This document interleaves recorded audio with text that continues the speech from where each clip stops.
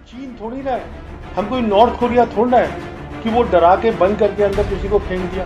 तो anti national तो खैर होना ही नहीं चाहिए कोई मतलब। उन्होंने बोला कि हमने सर्जिकल स्ट्राइक करी है टेररिस्ट के ऊपर। अरे भाई, टेररिस्ट में कौन सर्जिकल स्ट्राइक करता है? जो टेररिस्ट होता है उसका कोई नाम नहीं है, उसका कोई अता पता नहीं है, वो कहाँ से आया कहाँ गया कोई नहीं जानता। हम क्या खो रहे हैं? हम अपने वीर सिपाही खो रहे हैं। अगर प्रधानमंत्री बोल रहे हैं कि कोई नहीं आया है, इसका मतलब ये है कि हम इस बात को आगे नहीं बढ़ाना चाहते, जबकि लड़ाई शुरू भी नहीं हुई है और आपने ये बात कह दी। इसका मतलब अब चीन को ये बिल्कुल क्लियर हो गया कि आगे जो भी कुछ होगा वो मैं तय करूंगा। ये जो अब सिचुएशन हो गई है जहां दोनों तरफ की फौज आमने सामने है, ये एक परमानेंट चीज हो गई है। टू फ्रंट वॉर हमारी फौज का और हमारे पूरे देश का पॉलिटिकल सिस्टम का मैं समझता हूँ एक जुमला है, एक बहुत बड़ा झूठ है। पॉलिटिकल ऑब्जेक्टिव अचीव करने के लिए आप मिलिट्री फोर्स यूज करते हैं।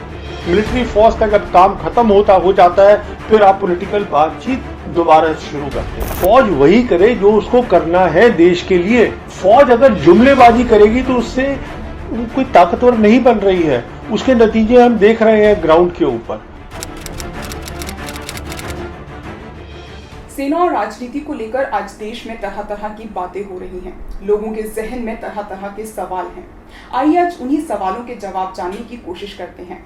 हमारे साथ मौजूद हैं रिटायर्ड आर्मी ऑफिसर और फोर्स मैगजीन के संपादक श्री प्रवीण सानी जी। सर, मेरा पहला सवाल आपसे ये है कि भारत और चीन की फौज पिछले एक साल से एक दूसरे के आमने सामने खड़ी है। आखिर ये सिलसिला कब तक चलता रहेगा? देखिए, ये जो अब सिचुएशन हो गई है जहां दोनों तरफ की फौज आमने सामने है, ये एक परमानेंट चीज हो गई है। ये कहना कि तिब्बत ऑटोनोमस रीजन से चीनी फौज वापस कहीं पीछे चली जाएगी तो वो नहीं होगा, क्योंकि अब उन्होंने वहाँ इंफ्रास्ट्रक्चर बना लिया है। वो उनकी लॉन्च पैड है, वहाँ से वो लड़ाई जब अगर उनको करनी पड़ी तो वो वहाँ से लड़ाई करेंगे तिब्बत से। तो उन्होंने वहाँ इंफ्रास्ट्रक्चर बना लिया है पूरा, वहाँ उनकी ट्रेनिंग हो रही है, वहाँ उन्होंने जो उनका लॉजिस्टिक्स होता है, एम्युनिशन होता है, उसके बंकर्स, वो सब उन्होंने तैयार वहाँ कर लिए हैं। एयर स्ट्रिप्स बना ली हैं, एयरफील्ड्स बना ली हैं, ये मिसाइल के उन्होंने बेसिस बना लिए हैं। तो ये एक परमानेंट काम हो गया है। अब सवाल ये उठता है कि हम चाहते हैं और चीन भी चाहता है शायद कि कुछ एरियाज़ में जहाँ पर कि आमने सामने दोनों फौजें हैं, वहाँ पर डिसएंगेजमेंट हो जाए, वो थोड़ा दोनों पीछे चले जाएं, क्योंकि इसमें एक्सीडेंट होने का खतरा बहुत होता है। और एक बार अगर किसी ने गोली चला दी तो फिर वो उसको रोकना थोड़ा मुश्किल हो जाता है। तो ये एक पक्की बात है कि डिसएंगेजमेंट होनी चाहिए, जिसके बारे में अभी रिसेंटली हमारे विदेश मंत्री हैं जयशंकर, उनकी चाइनीज़ विदेश मंत्री वांग ही से भी बात हुई है और यही बताया गया था कि हिंदुस्तान यही चाहता है कि हम डिसएंगेजमेंट करें, जिससे कि फिर हमारे जो दोनों के रिश्ते हैं हम उसको नॉर्मलाइज कर सकें। टू फ्रंट वॉर की बात कई बार सामने आई है, इसका जिक्र हमारे आर्मी चीफ भी कर चुके हैं। आखिर हम इसके लिए कितना तैयार हैं? देखिए, ये टू फ्रंट वॉर हमारी फौज का और हमारे पूरे देश का पॉलिटिकल सिस्टम का मैं समझता हूँ एक जुमला है, एक बहुत बड़ा झूठ है। ये झूठ इसलिए, जुमला इसलिए है क्योंकि इसको कभी इंडियन आर्मी ने वॉर गेम ही नहीं किया है। वॉर गेम का मतलब ये होता है कि आप उसको एक साइंटिफिक तरीके से जो होती है फौज, वो इसको देखती है हमारी कितनी ताकत है, दुश्मन की कितनी क्षमता है, उनके पास क्या हथियार है, हमारे पास क्या हथियार है, किस तरीके से लड़ाई लड़ी जाएगी, ये सब चीज़ें देखी जाती हैं और फिर नतीजे पे पहुंचा जाता है कि साहब क्या टू फ्रंट या वन फ्रंट वॉर हो सकती है कि नहीं हो सकती, या हमें क्या क्या उसमें तैयारी करनी है। अभी जब हम टू फ्रंट वॉर की बात करते हैं, एक फ्रंट होता है पाकिस्तान, एक फ्रंट होता है चीन। सवाल ये है कि आज की डेट में चीन की जो काबिलियत है और जो पाकिस्तान की काबिलियत है वो बहुत ज़्यादा अलग है, और हमारी काबिलियत जो है वो चीन के सामने बहुत ही कम है।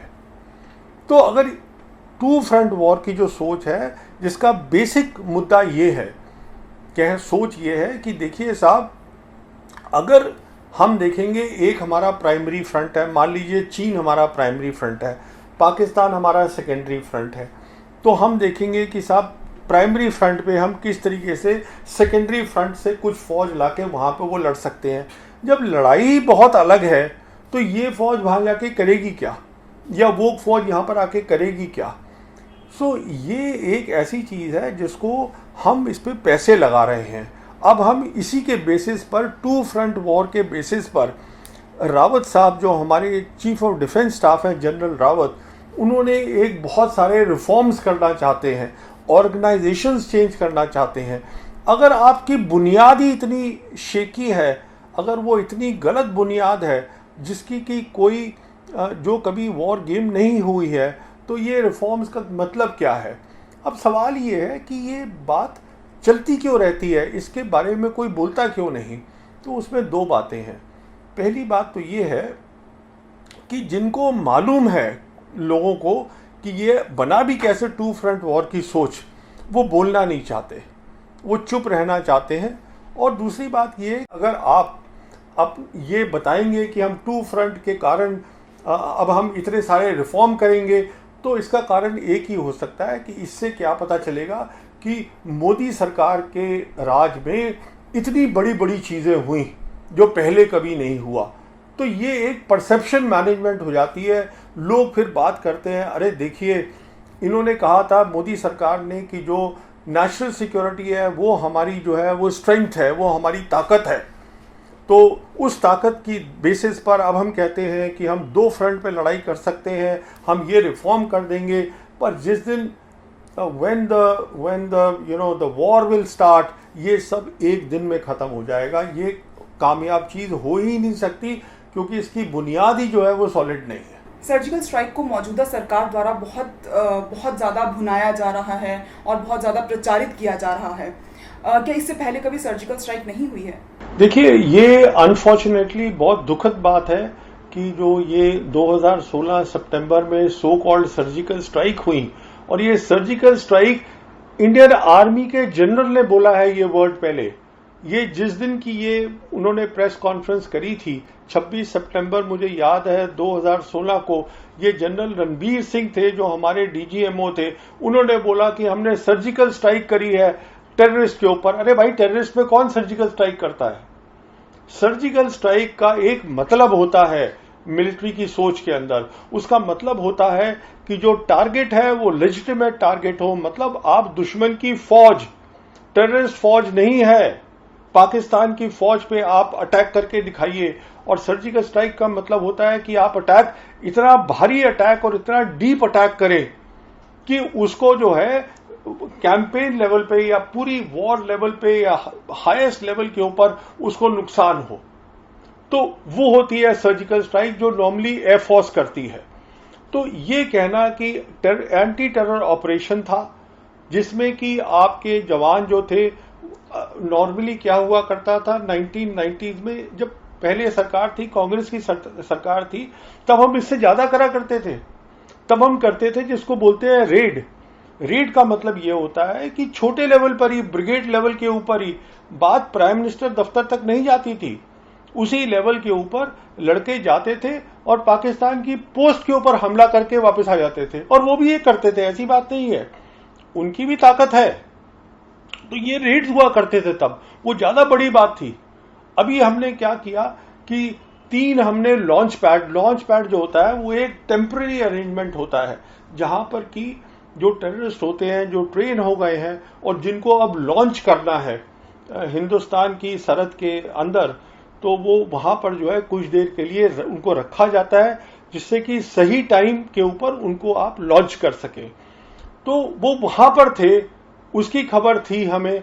हमने क्या किया, टोटल 5 लॉन्च पैड थे। 3 जो थे वो पीर पंजाल के नॉर्थ में थे, 2 साउथ में थे, और इसको हाईएस्ट लेवल पे हमने कोऑर्डिनेट किया। आर्मी कमांडर उसमें इन्वॉल्व हो गए, जनरल हुड्डा साहब। उसके अंदर अब जो बातें आ रही हैं उसमें पीएमओ भी, प्राइम मिनिस्टर ऑफिस भी इन्वॉल्व था। तो देखिए, ये सब चीजें थी, ये पहले ज्यादा बेहतर होती थी, ज्यादा अच्छी होती थी। इस बार जो था, इसलिए मैं बोल रहा हूं, ये जुमला था, एक ऐसी सनसनीखेज खबर बना दी गई कि हमने साहब ऐसा कुछ किया है जो पहले कभी नहीं किया। असलियत ये थी कि हमने बहुत कम किया इस बार, पर उसका लेवल हमने बहुत उठा दिया।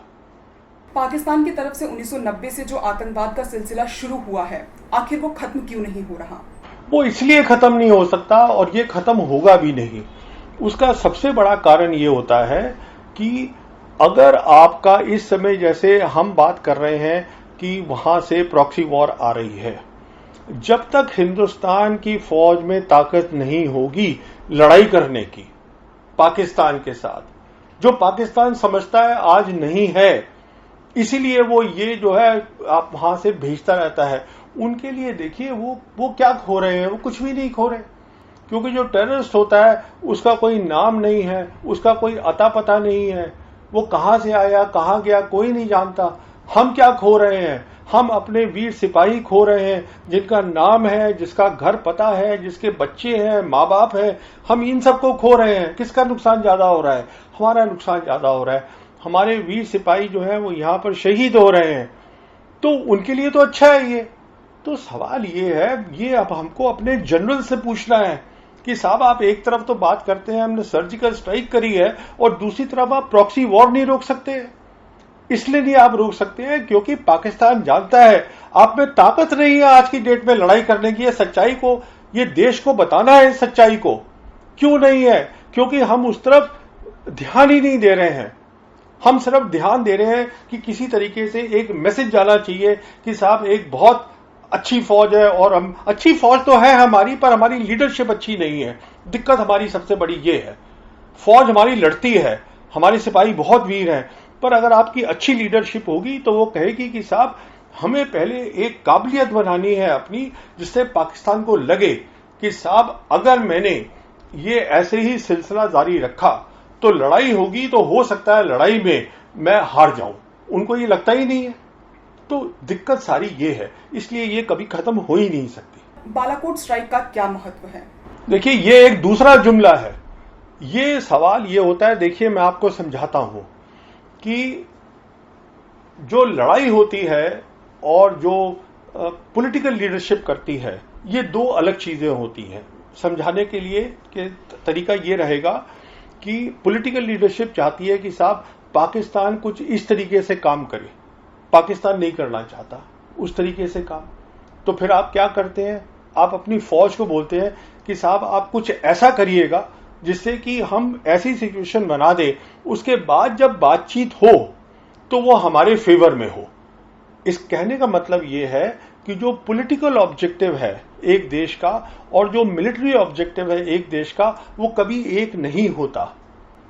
वो हमेशा पॉलिटिकल ऑब्जेक्टिव अचीव करने के लिए आप मिलिट्री फोर्स यूज करते हैं। मिलिट्री फोर्स का जब काम खत्म हो जाता है, फिर आप पॉलिटिकल बातचीत दोबारा शुरू करते हैं।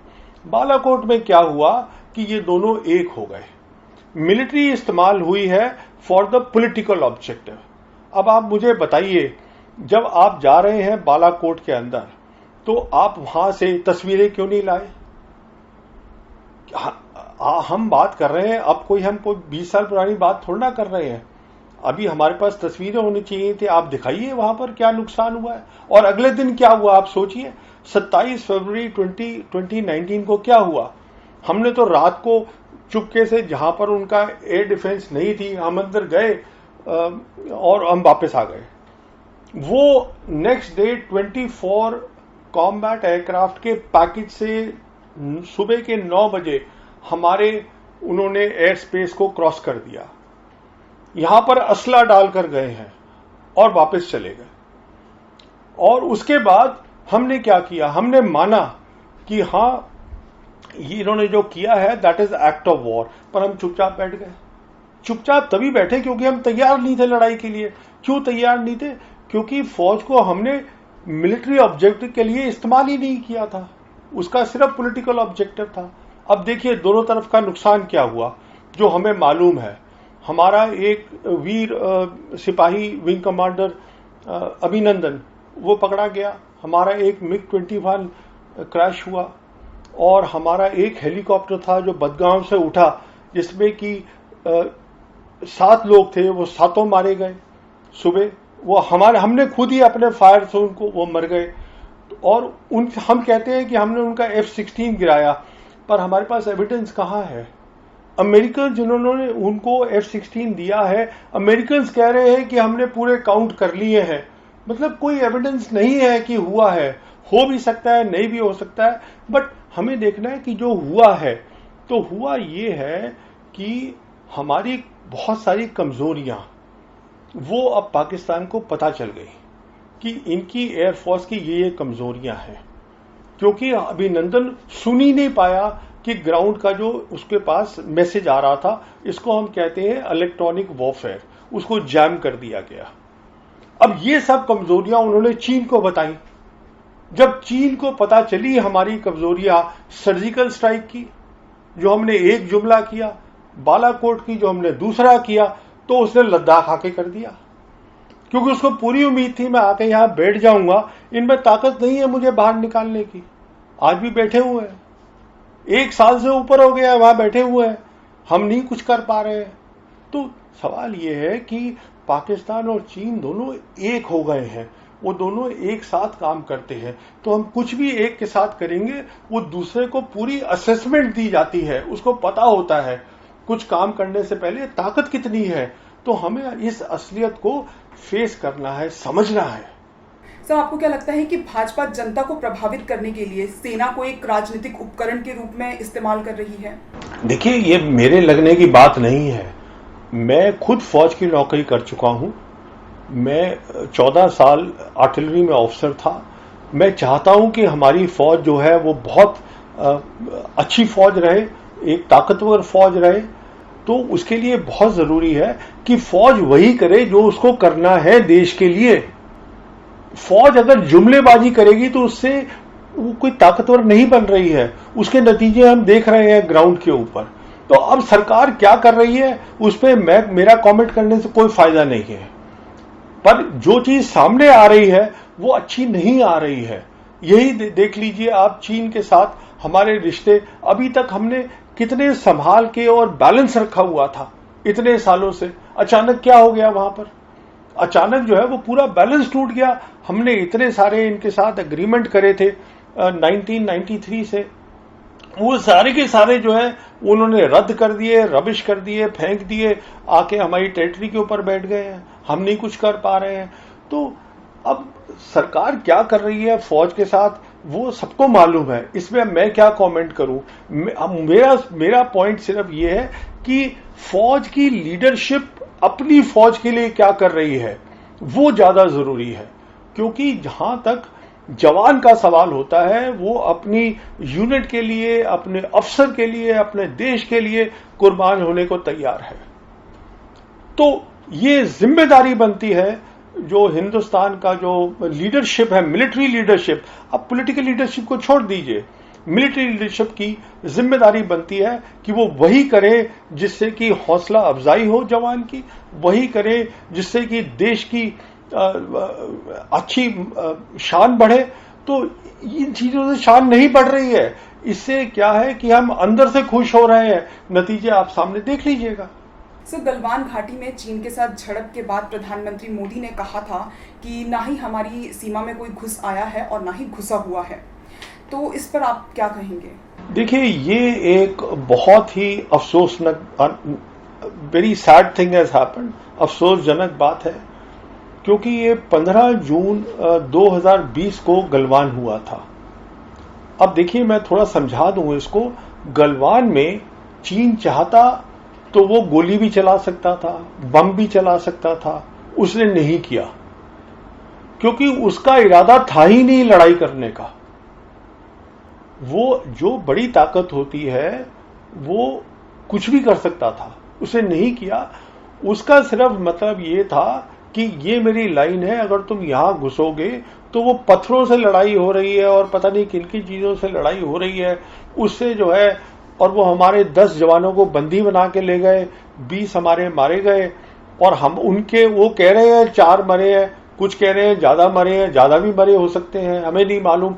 मेन बात यह है, देखिए, कि सरकार को सोचना चाहिए था, अगर इन्होंने असला इस्तेमाल नहीं किया है इसका मतलब चीन लड़ाई नहीं करना चाहता है। पर 19 तारीख को जब ऑल पार्टी कॉन्फ्रेंस हो रही थी, जब प्राइम मिनिस्टर एड्रेस कर रहे थे, उन्होंने ये बयान दे दिया। इस बयान का सीधा मतलब होता है कि अगर प्रधानमंत्री बोल रहे हैं कि कोई नहीं आया है, इसका मतलब यह है कि हम इस बात को आगे नहीं बढ़ाना चाहते हैं।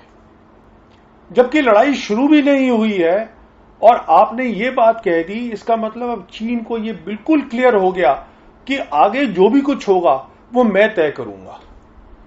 किस तरीके से डिसएंगेजमेंट होगी, नहीं होगी, और वही हम देख रहे हैं हो रहा है। उन्होंने बोला पैंगोंग त्सो में हम करेंगे डिसएंगेज, क्योंकि वहां हमारी जो बहादुर फौज है वो अचानक जो है वो अगस्त के अंदर जाके ऊपर बैठ गई थी, उनको तकलीफ हुई, लड़ाई वो भी नहीं करना चाहते। हम तो खैर तैयार ही नहीं है लड़ाई के लिए, वो करना नहीं चाहते, फर्क ये है बहुत बड़ा।